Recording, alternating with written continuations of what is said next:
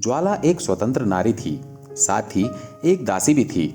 स्वतंत्र इसलिए क्योंकि उसने कभी विवाह नहीं किया, क्योंकि वो बंधनों में बंधना ही नहीं चाहती थी, क्योंकि वो उच्च कुलीन वर्ग से नहीं थी और उसे विवाह योग्य कोई सही साथी कभी मिला ही नहीं।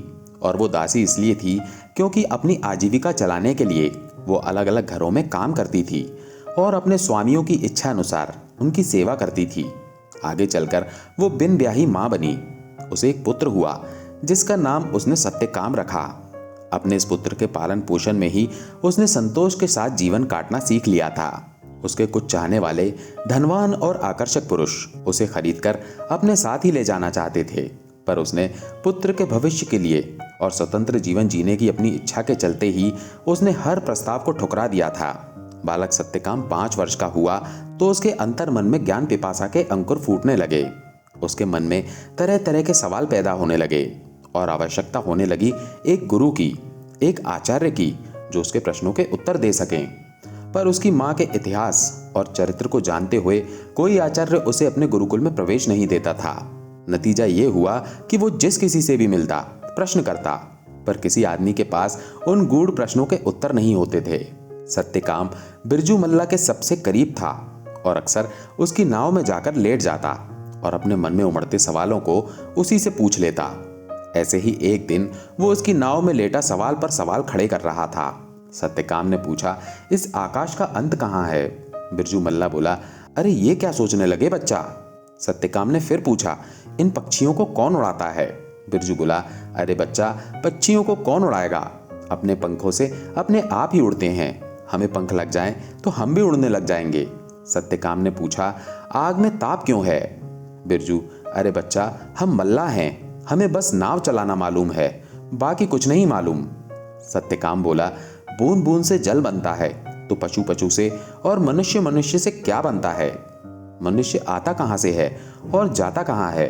बिरजू बोला, अरे भाई, हमने तो माँ के पेट से आते देखा है और गंगा मैया के पेट में जाते देखा है। अब सत्यकाम व्याग्रता से नाविक से पूछता है, एक बात बताओ काका, हम काहे नहीं पढ़ सकते? कोई क्यों हमें नहीं पढ़ाता है? बिरजू ने उत्तर दिया, अरे तुम्हें पोथी पढ़कर करना क्या है? पेट ही तो भरना है। हम तुम्हें नाव चलाना सिखा देंगे, खूब नाव चलाना और पेट भरकर भोजन करना। सत्यकाम फिर बोला, अगर पढ़ना सिर्फ पेट भरने के लिए होता तो पढ़ने वाले ब्रह्मचारी भिक्षा क्यों मांगते हैं? अब नाविक की बुद्धि चकरा गई। अरे ये तो हमने सोचा ही नहीं।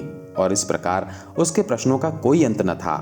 शाम को जब बालक सत्यकाम अपने घर पहुंचा तो उसकी माँ उसके सिर पर हाथ फेरते हुए पंखा चलते हुए गुस्सा कर रही थी। दिन भर धूप में खेलता रहता है, देखो तो सही शरीर कैसे तप रहा है। बालक सत्यकाम के प्रश्न यहां भी खड़े हो गए। माँ, क्या मैं आग हूं जो तप रहा हूं? इस सवाल से माँ का गुस्सा शांत हो गया और उसे हल्की सी हंसी आ गई। तूने फिर ये उल्टे सीधे प्रश्न करना शुरू कर दिए। सत्यकाम बोला, बताओ ना माँ, क्या मैं आग हूं जो तप रहा हूं? माँ बोली, हाँ हाँ रे, तू आग ही है। सत्यकाम ने कहा, आग तो सूरज में भी है, तो क्या मैं सूरज हूं? माँ उसके सिर पे हाथ फेरते हुए बोली, तू मेरा सूरज भी है और चंदा भी, अब तू सो जा। सत्यकाम बोला, माँ लोरी गाकर सुनाओ ना। और माँ ने उसे लोरी गाकर सुला दिया।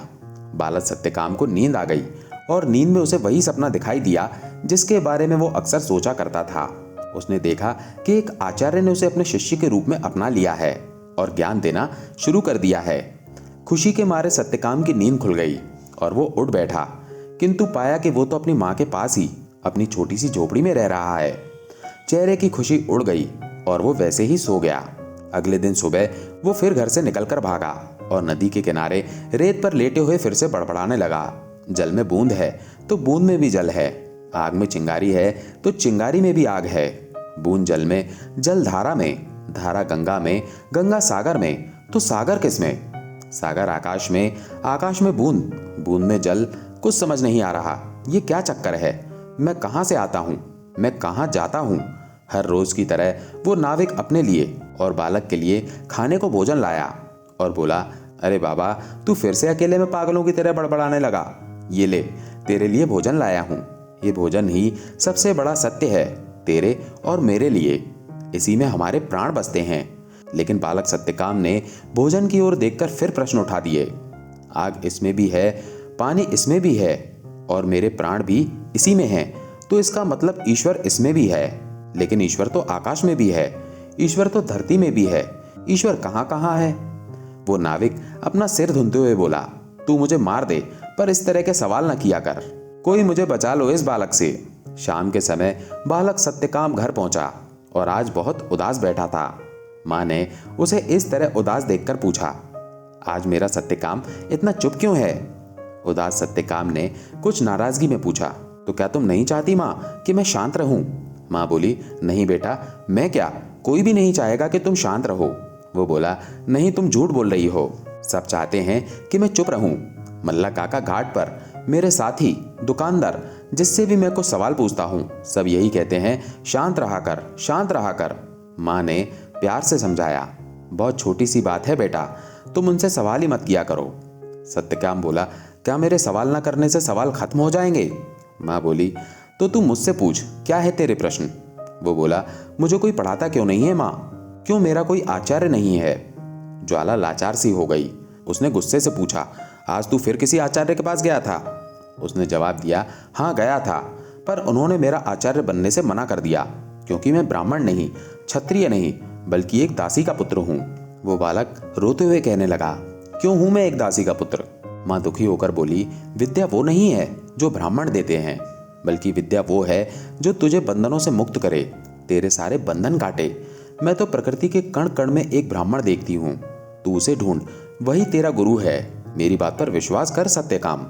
जब एक शिष्य सवालों के साथ खड़ा हो जाता है तो जवाब देने के लिए कोई न कोई आचार्य भी सामने आ ही जाता है। एक दिन तुझे भी कोई न कोई आचार्य अवश्य मिल जाएगा। उस राज्य के राजा ऋषियों का, साधु संतों का, ज्ञानियों का बड़ा सम्मान करते थे, और आज वो एक बहुत बड़े आचार्य हरिधर्मा गौतम के स्वागत के लिए आए हुए थे। सत्यकाम ने ये भीड़ देखी तो मल्ला से पूछा, आज घाट पर इतनी हलचल क्यों है काका? मल्ला बोला, आज आचार्य हरिधर्मा गौतम गंगा पार कर नगर में पधार रहे हैं। लगता है उनके स्वागत के लिए महाराज के साथ इतने सारे लोग आए हैं, पर तू उनके आसपास भी मत फटकना। किंतु गुरु की तलाश में निकला सत्यकाम भी कहाँ मानने वाला था। वो कई दिनों तक आचार्य हरिधर्मा गौतम को गंगा घाट पर आते जाते, स्नान करते और वापस जाते देखता, पर कुछ कह नहीं पाता। और आखिर एक दिन उसने आचार्य हरिधर्मा के चरण पकड़ लिए, उन्हें दंडवत प्रणाम किया।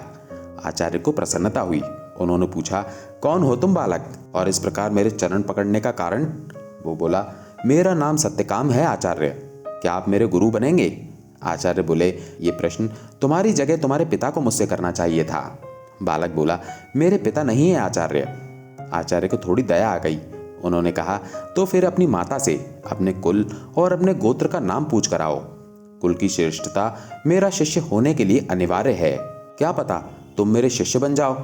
बालक सत्यकाम बिना समय गंवाए तेजी से अपनी माँ के पास पहुंचता है। माँ से अपने पिता, उनके कुल और अपने गोत्र के बारे में पूछता है। माँ, आचार्य गौतम ने मुझसे कहा है कि मैं अपने कुल और गोत्र का नाम बता दूं तो संभव है वो मुझे अपना शिष्य बना लेंगे। माँ ने कहा, बेटा जाओ, जाकर आचार्य गौतम से कहो कि मेरी माँ ने बहुत सारे लोगों की सेवा की है, इसलिए मेरे लिए तुम्हारे वास्तविक पिता का नाम, कुल और गोत्र बता पाना संभव नहीं है। जाओ, जाकर अपने आचार्य से कहो कि मैं सत्यकाम ज्वाला का पुत्र हूँ, मैं सत्यकाम ज्वाला हूँ। बालक सत्यकाम एक बार फिर दौड़ लगाकर ऋषि गौतम के पास पहुंचता है। वो उस समय यज्ञ कर रहे थे। जब वो यज्ञ से उठे तो सत्यकाम ने उन्हें फिर से दंडवत प्रणाम करके कहा, आचार्य, मेरी माँ कहती है उन्होंने कई लोगों की सेवा की है, इसलिए मेरे पिता का नाम और गोत्र बता पाने में वो असमर्थ है। मैं दासी पुत्र हूँ, मैं ज्वाला का पुत्र हूँ, मैं सत्यकाम ज्वाला हूँ। ऐसा सुनते ही जितने भी ब्राह्मण देव आचार्य गौतम के साथ खड़े थे उन सबकी त्योरियां चढ़ गईं। उनमें से एक आचार्य चिल्लाए, ज्वाला का पुत्र, तेरी माँ को कौन नहीं जानता, चल दूर हो जाए यहाँ से। क्यों आचार्य के मार्ग को अपवित्र कर रहा है? सत्यकाम की आंखें भर आईं और वो हर बार की तरह इस बार भी रोता हुआ उठकर चल दिया। किंतु आचार्य गौतम ने आवाज लगाई, सत्यकाम। सत्यकाम ने पलटकर देखा। आचार्य ने कहा, जा यज्ञ के लिए सामग्री ले आ। आज से तू मेरा शिष्य, मैं तेरा आचार्य। आज से तू ज्वाला का पुत्र हरिधर्मा गौतम के शिष्य के रूप में जाना जाएगा। जा, जल्दी जा, अपने उपनयन संस्कार के लिए यज्ञ की सामग्री ले आ। सत्यकाम खुशी खुशी दौड़ पड़ा। उसके लिए यह उसकी जिंदगी का सबसे बड़ा खुशी का दिन था। किंतु इसके बाद आचार्यों की महासभा में जबरदस्त विरोध शुरू हो गया। ये कैसे संभव है? एक दासी के पुत्र का उपनयन संस्कार संभव नहीं है। विरोध का स्वर और तेज हुआ और एक दूसरे आचार्य ने कहा, दासी पुत्र नहीं, वैश्य पुत्र कहो। अनेक पुरुषों से संबंध रखने वाली के लिए कोई और विश्लेषण हो सकता है क्या? क्रोध, विरोध और असमंजस में पड़े हुए आचार्यों के लिए विकट स्थिति हो चुकी थी, क्योंकि आचार्य हरिद्रुमा गौतम का कद इतना ऊंचा था कि खुलेआम उनका विरोध कोई नहीं कर सकता था। इसलिए उन्होंने तय किया कि वो राजा के पास जाएंगे। वो सभी राजा के पास जाकर कहने लगे, हे राजन, धर्म और कर्म का निर्णय शास्त्र करते हैं, किंतु उनका पालन आप करवाते हैं, इसलिए राजा राजदंड धारण करते हैं। आचार्य हरिद्रुमा गौतम ब्रह्म ज्ञानी हैं, वे ब्रह्म को जानते हैं, फिर भी उन्होंने धर्म के विरुद्ध ये निर्णय कैसे ले लिया? हे प्रजापालक, इस प्रश्न से हम सभी व्यथित हैं। इसलिए आपसे विनती है कि आचार्य गौतम से ये प्रश्न आप ही करें, क्योंकि हम अभी इसी योग्य नहीं हुए हैं कि आचार्य गौतम से प्रश्न कर सकें। आचार्य हरिद्रुमा गौतम ने विधि पूर्वक बालक सत्यकाम का उपनयन संस्कार किया और फिर उसे अपने साथ लेकर अपने गुरुकुल की ओर जाने लगे। महाराज समेत सभी सामंत और सम्मानित शिक्षक उन्हें विदाई देने आए हुए थे। बालक सत्यकाम भी उनके साथ खड़ा था, पर राजा का साहस नहीं हो रहा था कि हरिद्रुमा गौतम जैसे आचार्य से किसी विषय पर कोई प्रश्न कर सकें। अन्य आचार्यों के इशारे पर उन्होंने आचार्य गौतम को जाते हुए पीछे से टोका। आचार्य मुड़े, पर राजा कुछ कह नहीं पा रहे थे।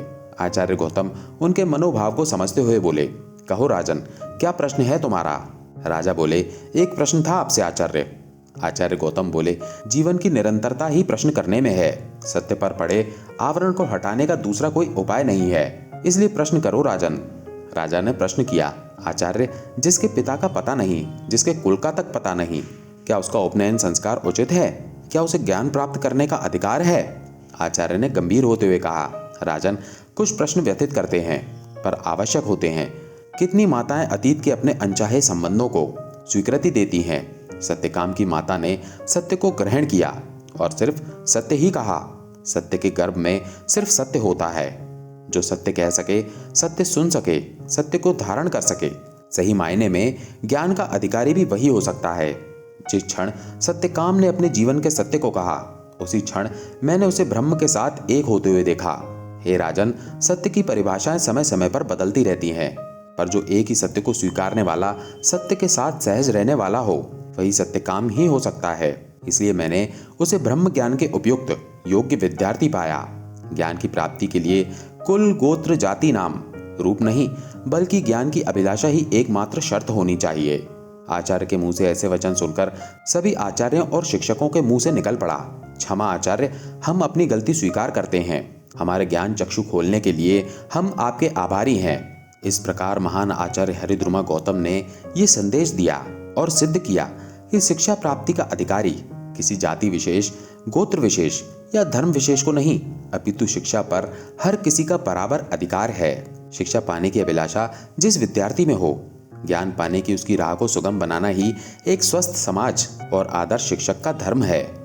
दोस्तों, कैसी लगी आपको ये कहानी? कमेंट करके जरूर बताएं और चैनल पर नए हैं तो चैनल को सब्सक्राइब जरूर करें। धन्यवाद।